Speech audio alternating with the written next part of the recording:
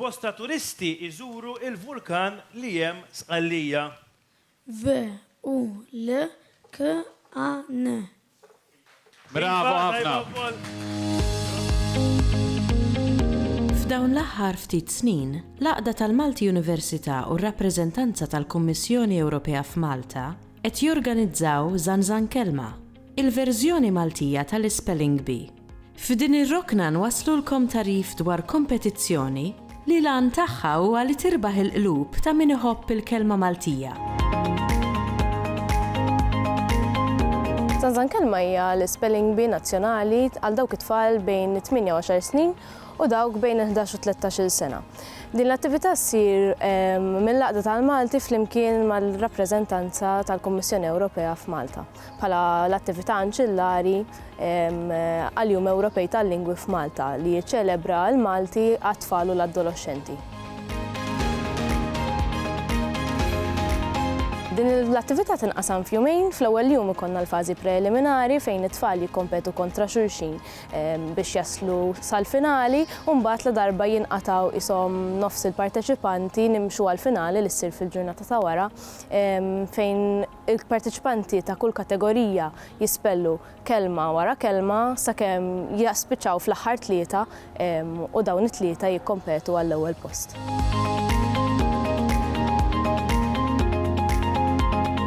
Ta' din l-attività mhux essenzjalment il-kompetizzjoni, imma l-itfal jaraw l-ispellar bħala xi ħaġa divertenti u fl-istess waqt jieħdu gost u forsi jsibu l-ispellar ftit inqas tedjanti. Bħala kompetizzjoni, it-tfal naqsmuhom f'żewġ kategoriji. Fil-fażi preliminari ġieli nilagħbu xi logħob, ġieli kull ma jkollhom jagħmlu huma jispellu l-kliem.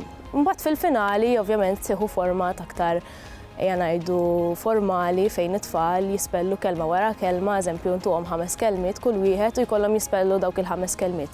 Mbagħad ikollna l-ġurija li tara l-punti li ġabu dawn it-tfal u tara mill-iktar ġab punti biex jimxu għall-aħħar fażi tal-finali fejn jispiċċaw t-tielet, it-tieni u l-ewwel post.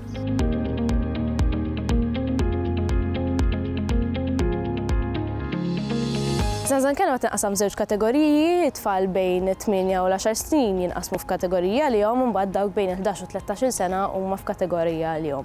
Il-kliem ovvjament taż-żgħar huma iktar faċli minn dawk tal-kbar minħabba l-etajiet tagħhom. Il-kliem ma jkunx tqil wisq, però ma jkunx ħafif wisq ovvjament għax din hija kompetizzjoni ovvjament min hu l-aħjar fl-ispellija jirbaħ. Ċirkostanzi. Minħabba ċirkostanzi ma stajniex niltaqgħu. C-I-R-K-O-S-T-A-N-T-I. Attività bħal Zanzan Kelma tgħin l-itfal isibu aktar gost fl-ortografija, forsi jsibu anqas tedjanti wkoll ispellar bil-Malti u allura xi ħaġa bħal Zanzan Kelma tgħinna lilna nrawmu l-itfal li tilgħin u li se jkunu qegħdin imexxu warajna jiktbu b'ortografija tajba li nafu li hija ftit nieqsa dal-aħħar. Bażikament aħna niċċelebraw il-lingwa Maltija fil-forum kollha tagħha u Zanzan Kelma hija waħda mill-attivitajiet li l-Għaqda tal-Malti tagħmel biex toffri lil-Malti lil kulħadd b'modi differenti.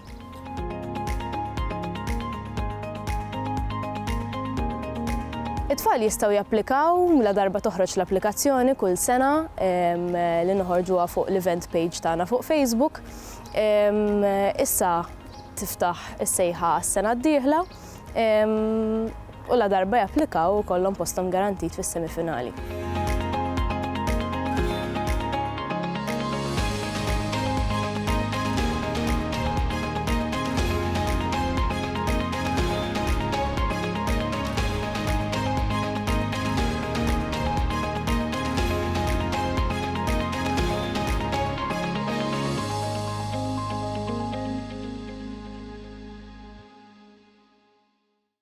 Il-Sinna jixtieq jirringrazzja lill-Aġenzija Nazzjonali tal-Litterizmu, lill-Ministeru għall-Edukazzjoni u x-Xogħol, lill-Kunsill Nazzjonali tal-Ilsien Malti u lid-Dipartiment tal-Malti fil-Fakultà tal-Arti l-Università.